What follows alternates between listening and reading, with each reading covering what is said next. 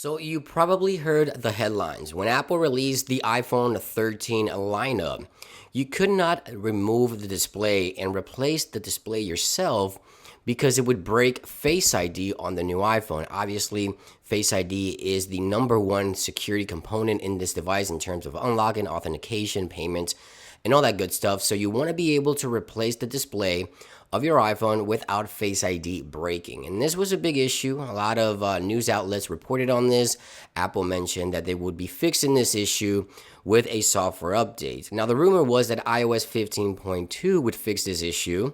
So what I did is I took it upon myself. I grabbed two iPhones 13 Pro Max. As you can see right here, I have the blue and the graphite. And what I did was I swapped out the display. I put the display of the iPhone 13 Pro Max graphite on the blue iPhone and the blue iPhone's display on the graphite iPhone. Now, obviously, both of these iPhones are directly from Apple, so these are genuine parts being replaced here.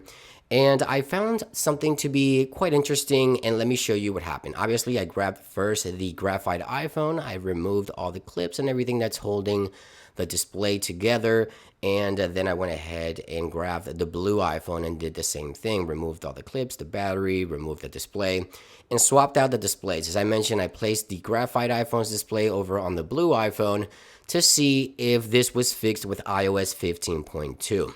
Now, long and behold, once I replaced the display on the iPhones, I've noticed that a important display message popped up on the screen that says unable to determine if the iPhone's display is a genuine Apple part. Now, as you know, these iPhones, as I mentioned, are both directly from Apple, so these are genuine parts. However, one display belongs to the other iPhone. Now, I think this message appeared on the display because the iPhone wasn't fully assembled.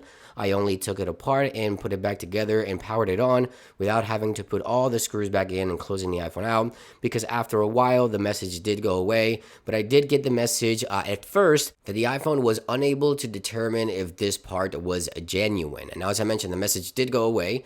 And then the number one thing, obviously, that we were looking forward to here is that Face ID wouldn't break. And long and behold, Face ID did not break. After putting the iPhone completely back together, as you can see right here, Face ID works perfectly on this device. There is no error message on parts and history. So everything, or parts and service history, there's nothing there. So everything is good to go. It looks like Apple has finally addressed the issue where you couldn't swap out the display or replace the display of iPhone 13 Pro Max unless you took it to an Apple store on an authorized repair shop. Now you can do it at home yourself if you buy the parts, and Apple has gone as far as also starting their own home repair service program, which will be launching in January. And of course, I'll be taking a look at that to see how that works. You'll be able to buy parts directly from Apple and replace things like the camera, the battery, the display on your iPhones directly in your home. You don't have to take it to Apple or an authorized repair shop. So yeah, iOS 15.2 and 15.3